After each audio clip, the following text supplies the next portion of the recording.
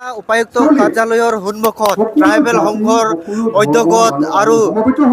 চিৰাং জিলাৰ চিৰাং জিলাত বিভিন্ন জাতি আৰু জনগোষ্ঠী ছাত্ৰ সংগঠনৰ নেতৃত্বত আৰু বিভিন্ন কলেজৰ ছাত্ৰ ছাত্ৰীৰ সহযোগত এক বৃহৎ ধৰ্ম অৱস্থান আমি ইয়াতে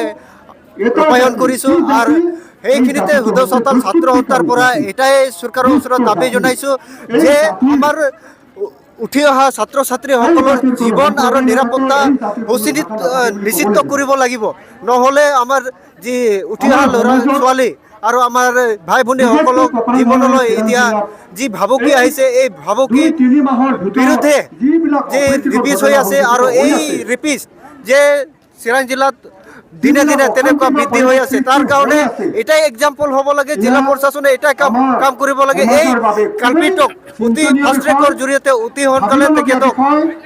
ফাঁচি দিব লাগে, অন্যথা তেখেতসকলে ৰাজহুৱা স্থানত ফাঁচি দিব লাগে। তো দিনক দিনে তেনেকুৱা আইনৰ সুৰুঙা লৈ তেখেতসকলে ওলাই অহাৰ পিছত আকৌ তেনেকুৱা কামতে নিয়োগ হয় আৰু এখেতসকলৰ এক্সাম্পল হিচাপত উদাহৰণ হিচাপত চাই বেলেগে তেনেকুৱা দৌৰাই তেনেকুৱা ড্ৰাগছ মাফিয়া হওক, তেনেকুৱা দুষ্কৃতি হওক, তেনেকুৱা ৰেপিষ্ট বা ধৰ্ষণকাৰী হওক, আমাক ল'ৰা ছোৱালীসকলক টাৰ্গেট কৰি আৰু তেনেকুৱা আমাৰ প্ৰলোভন কোনোবা ছাত্ৰ ছাত্ৰীক বিদেশত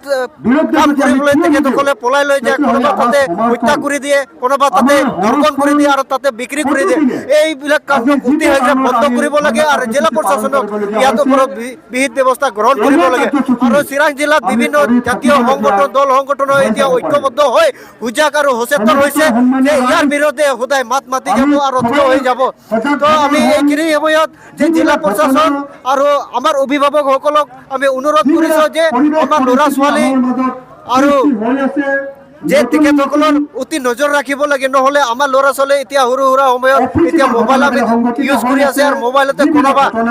ব্লেকমেইলিং কৰি তেখেতসকলক আমাৰ প্ৰলোভন দি আমাৰ ল'ৰা ছোৱালীৰ জীৱনলৈ ধ্বংস কৰি আছে। তাৰ কাৰণে আমি এতিয়া সজাগ হৈছোঁ আৰু অভিভাৱকসকলে এতিয়া সজাগ হ'ব লাগে। আগন্তুক দিনক আমাৰ সমাজ আমি ঘূৰিব লাগিব, নহ'লে আমাৰ সমাজ কোনোবা দুষ্কৃতি ধ্বংস কৰিব। এতিয়া আমি ছাত্ৰ সন্থা হিচাপত আৰু এতিয়া চিৰাং জিলা হিচাপত আমি কেতিয়াও আমি এইটো গ্ৰহণ কৰিব নোৱাৰোঁ।